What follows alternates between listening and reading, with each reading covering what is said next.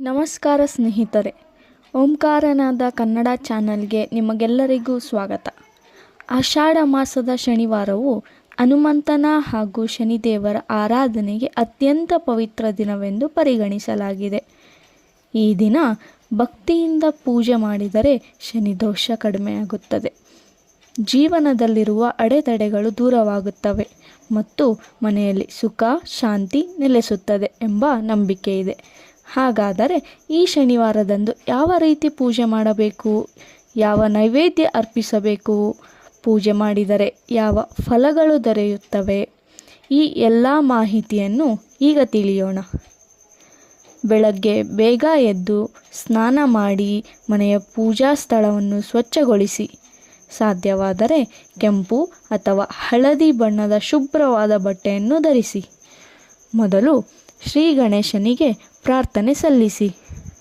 ನಂತರ ಹನುಮಂತನ ಚಿತ್ರ ಅಥವಾ ವಿಗ್ರಹದ ಮುಂದೆ ಎಳ್ಳೆಣ್ಣೆ ಅಥವಾ ತುಪ್ಪದ ದೀಪವನ್ನು ಹಚ್ಚಿ.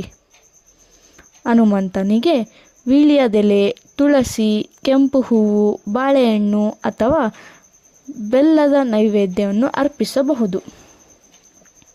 ನಂತರ ಹನುಮಾನ್ ಚಾಲೀಸ್, ಬಜರಂಗ ಬಾಣ ಅಥವಾ ಓಂ ಹನುಮಂತ ನಮಃ ಎಂಬ ಮಂತ್ರವನ್ನು ಕನಿಷ್ಠ 108 ಬಾರಿ ಜಪಿಸುವುದು ಅತ್ಯಂತ ಶುಭಕರ. ಅದರ ನಂತರ ಶನಿದೇವರ ಪೂಜೆಯನ್ನು ಮಾಡಿ. ಶನಿದೇವರ ಮುಂದೆ ಎಳ್ಳೆಣ್ಣೆಯ ದೀಪವನ್ನು ಹಚ್ಚಿ. ಕಪ್ಪು ಎಳ್ಳು, ಕಪ್ಪು ಉದ್ದಿನಬೇಳೆ ಹಾಗೂ ನೀಲಿ ಅಥವಾ ಕಪ್ಪು ಹೂಗಳನ್ನು ಅರ್ಪಿಸಬಹುದು. ಓಂ ಶಂ ಶನೈಶ್ವರಾಯ ನಮಃ ಎಂಬ ಮಂತ್ರವನ್ನು 108 ಬಾರಿ ಜಪಿಸುವುದು ಉತ್ತಮ ಎಂದು ಹೇಳಲಾಗಿದೆ. ಭಕ್ತಿಯಿಂದ ಸಾಧ್ಯವಾದರೆ ಕಾಗೆಗಳಿಗೆ ಆಹಾರ ನೀಡಿ, ಬಡವರಿಗೆ ದಾನ ಮಾಡಿ ಹಾಗೂ ಗೋಸೇವೆಯನ್ನು ಮಾಡಿದರೆ ಶನಿದೇವರ ವಿಶೇಷ ಕೃಪೆ ದೊರೆಯುತ್ತದೆ ಎಂದು ನಂಬಿಕೆ ಇದೆ.